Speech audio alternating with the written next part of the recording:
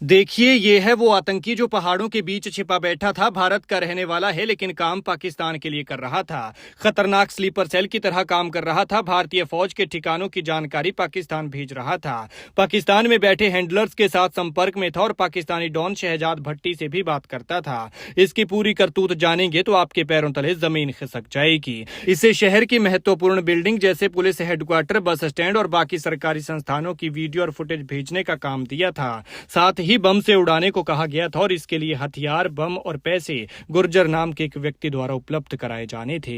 Police ने इसे उत्तराखंड के देहरादून से पकड़ा है और बड़ी बात यह है कि कोई बाहर का बंदा नहीं बल्कि लोकल ही है। नाम है विक्रांत कश्यप। विक्रांत सिद्धू मूसेवाला का बहुत बड़ा फैन था। उसकी मौत से गुस्से में था और पाकिस्तानियों ने इसे सिद्धू मूसेवाला की मौत का बदला लेने की बात कहकर अपने साथ मिला लिया। ये अब नेपाल के रास्ते दुबई भागने की तैयारी में था। इसे वहां पर बसने और मोटा पैसा देने का लालच दिया था, लेकिन इससे पहले ही पुलिस ने इसे पकड़ लिया। इसके पास से पिस्तौल भी मिली है। साथ ही फोन से भारत की खुफिया जानकारी से जुड़े फोटो वीडियो भी बरामद हुए हैं। पीएम मोदी के दौरे से पहले ये ना जाने क्या और कितनी खतरनाक प्लानिंग कर रहा था। 4 दिन बाद देहरादून में पीएम मोदी का दौरा था और इससे पहले एसटीएफ ने ऑपरेशन प्रहार के तहत इसे पकड़ा है। आतंकी विक्रांत कश्यप पाकिस्तान में बैठे हैंडलर्स के संपर्क में रहकर देश विरोधी गतिविधियों की साजिश रच रहा था। जांच में सामने आया है कि विक्रांत कश्यप सोशल मीडिया के जरिए पाकिस्तानी डॉन शहजाद भट्टी के संपर्क में आया था और उसके निर्देशों पर काम कर रहा था। उसे देहरादून के सैन्य और सरकारी ठिकानों की लोकेशन, फोटो और वीडियो जुटाकर भेजने,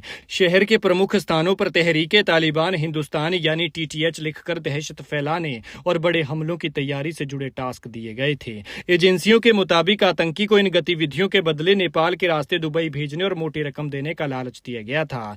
आतंकी विक्रांत कश्यप 2024-25 में पंजाब के नाभा में रहता था और वहां पर ट्रक की बॉडी बनाने का काम करता था। पूछताछ में ये बात भी सामने आई है कि आखिर विक्रांत इन पाकिस्तानियों के संपर्क में कैसे आया। उसने बताया कि वो पंजाबी सिंगर सिद्धू मूसेवाला का फैन था और उसकी हत्या से काफी आक्रोशित था।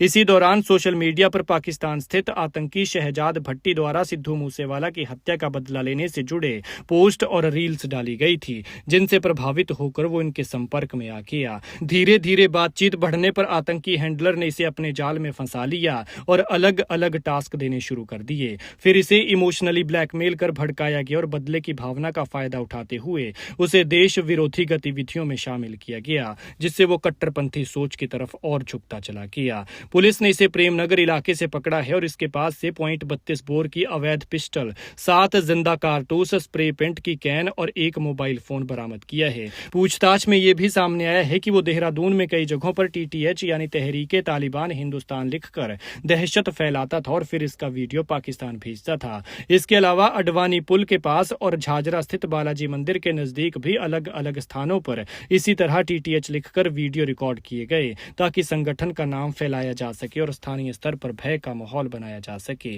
बात यह भी सामने आई है कि आतंकी साजिश की ये जड़ें सिर्फ देहरादून तक ही सीमित नहीं थी। पाकिस्तानी हैंडलर ने विक्रांत को दिल्ली स्थित एक संगठन के कार्यकर्ताओं और सुप्रीम कोर्ट के एक सीनियर वकील पर हैंड ग्रेनेड फेंकने का भी खतरनाक टास्क दिया था। देखना होगा कि इस मामले में और क्या निकल कर सामने आता है।